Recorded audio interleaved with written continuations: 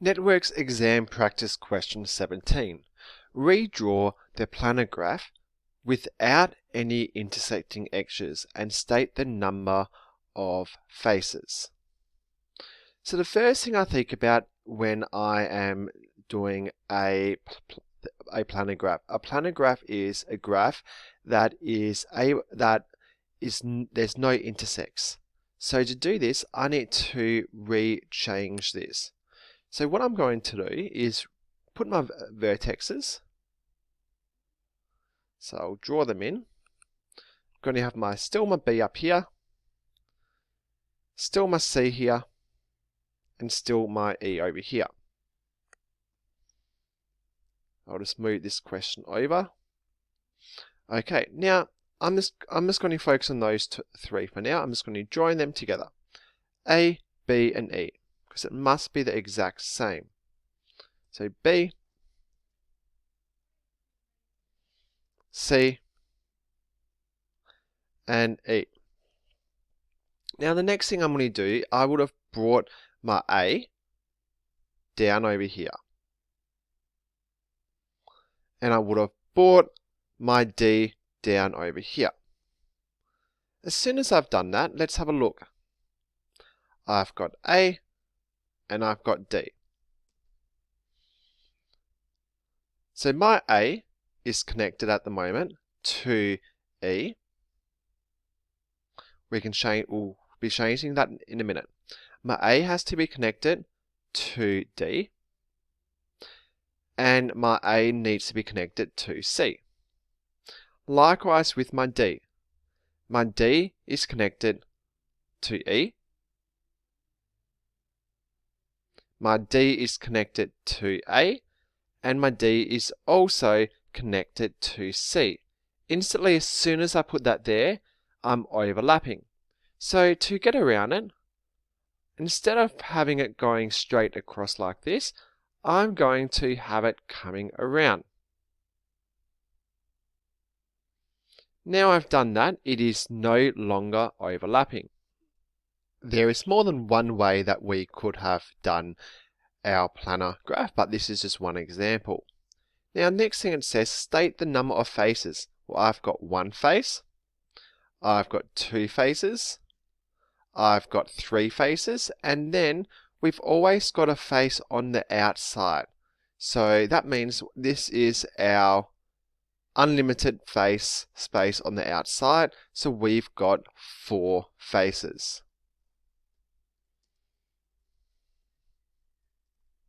Okay, so now we know that, let's look at the next question. It says draw a adjacency matrix for the graph. I will use my graph that I've made up, my planar graph, because it's just a bit easier to look at. So first thing is we're looking at a matrix. So I'm just going to first put in my brackets. Now after I've done my brackets, we don't normally need to do this, but I'm going to do it anyway, purely because I wanted to make it a less abstract for us. So we've always got our numbers in order from A to B to C to D to E. So I'm going to be listing them like this, just so that way it's easier to read as we are working through.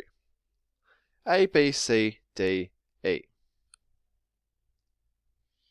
If you want to spread out a bit more, we can.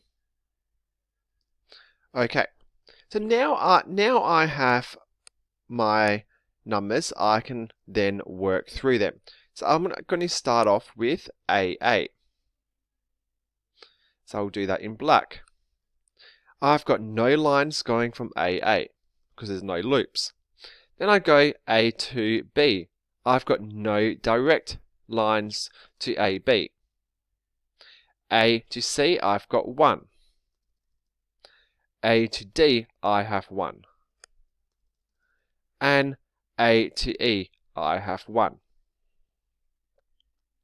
Then I look at my B. I've got no connection from B to A. I've got no loop, so there's no B to B connection. I've got one connection from B to C. B to D, I don't have any. And I've got one line from B to E.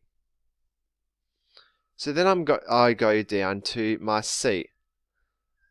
One X from C to A. I've got one X from C to B. No loop, so there's nothing from C to C. I've got no X from C to D. And I've got no X's from C to E. Then I move on to D. I've got D to A, I've got one X.